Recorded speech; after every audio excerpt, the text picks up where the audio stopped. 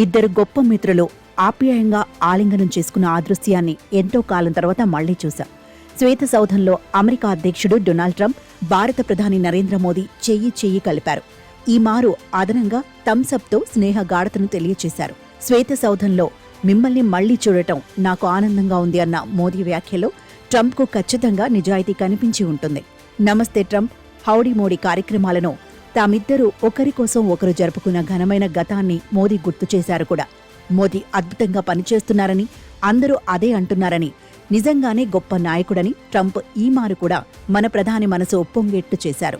నిత్యం దేశం గురించి ఆలోచించడమనే అద్భుతమైన నాయకత్వ లక్షణం ట్రంప్లో ఉన్నదని, తాను కూడా అదే స్ఫూర్తితో వ్యవహరిస్తానని మోదీ గుర్తు చేశారు.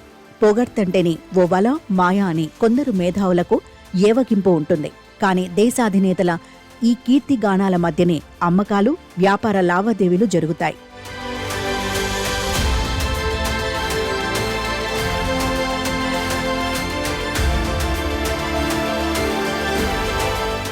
మేం కలిసికట్టుగా ఎవరినైనా జయిస్తాం, ఒకరినొకరు జయించాలని మాత్రం అనుకోవడం లేదని ట్రంప్ చక్కని మాటన్నారు.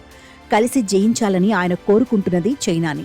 తన ప్రబల శత్రువుతో పోరాటంలో మిత్రదేశం మరింత కలిసి రావాలని కోరుకుంటున్నప్పుడు ఇతరత్రా విషయాల్లో భారత్ పట్ల కాస్తంత ఆదరణపూర్వకంగా అమెరికా అధ్యక్షుడు వ్యవహరించి ఉంటే ఎంతో బావుండేది. యుద్ధంలోనే ప్రేమ, వాణిజ్యంలో కలహమేనని ట్రంప్ తేల్చేశారు.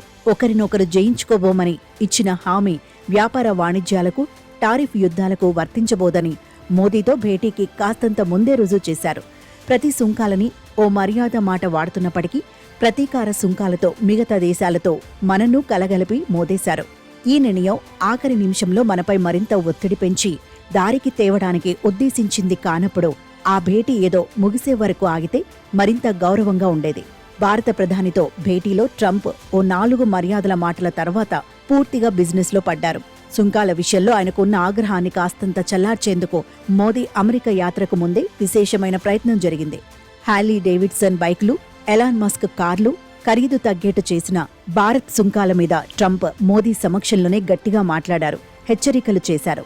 2 దేశాల మధ్య వాణిజ్యంలో అమెరికాకు $100 బిలియన్ లోటు ఉన్నదని అంటున్న ట్రంప్ ఈ విషయంలో అమెరికన్లకు న్యాయం జరిగేలా చేస్తానని స్పష్టం చేశారు.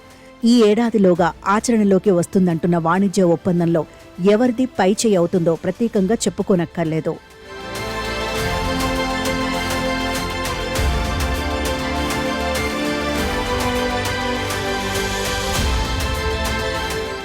మగ, మిగ, మెగా అంటూ భారత ప్రధాని చేసిన సూత్రీకరణ ఇరు దేశాల సంబంధాలకు మంచి ఉత్తేజాన్నిస్తుంది. ట్రంప్తో వ్యవహారం అంత సులభం కాదని ప్రపంచ దేశాల నాయకులు సైతం బోల్తా పాడుతున్న తరుణంలో మోదీ నెగ్గుకొచ్చారని అమెరికన్ మీడియా ప్రశంసలు కురిపిస్తోంది. రక్షణ, వాణిజ్య, సాంకేతిక రంగాల్లో హెచ్చిన భాగస్వామ్యం, దశాబ్ద కాలంలో అమెరికాతో సాన్నిహిత్యం ఆలింగనాల స్థాయికి చేరి చైనాతో శత్రుత్వం మరింత పెరిగిన తర్వాత అత్యాధునిక యుద్ధ విమానాల అవసరం కూడా హెచ్చింది. F-35 యుద్ధ విమానాల కొనుగోలు మన అమ్ముల పొదిని బలోపేతం చేస్తుంది. ఈ ప్రతిపాదన ఏ దశలో ఉన్నదో తెలియదు కానీ భారతదేశం అందుకు సిద్ధంగా ఉన్నదన్నట్టుగా ట్రంప్ వ్యాఖ్యానించటం విశేషం. అక్రమ వలసదారులను వెనక్కు తెచ్చుకోవడం, సుంకాల విషయంలో రాజీ పడటం, యుద్ధ విమానాలతో సహా అతి ఖరీదైన ఆయుధ సామాగ్రిని కొనుగోలు చేయడం, డ్రిల్ బేబీ డ్రిల్ అంటూ చమురు తోడిపోస్తున్న అమెరికా నుంచి భారీగా ఇంధనాన్ని కొనుగోలు చేయడానికి సిద్ధపడటం ఇత్యాదివి ఖచ్చితంగా ట్రంప్ను సంతృప్తిపరుస్తాయి.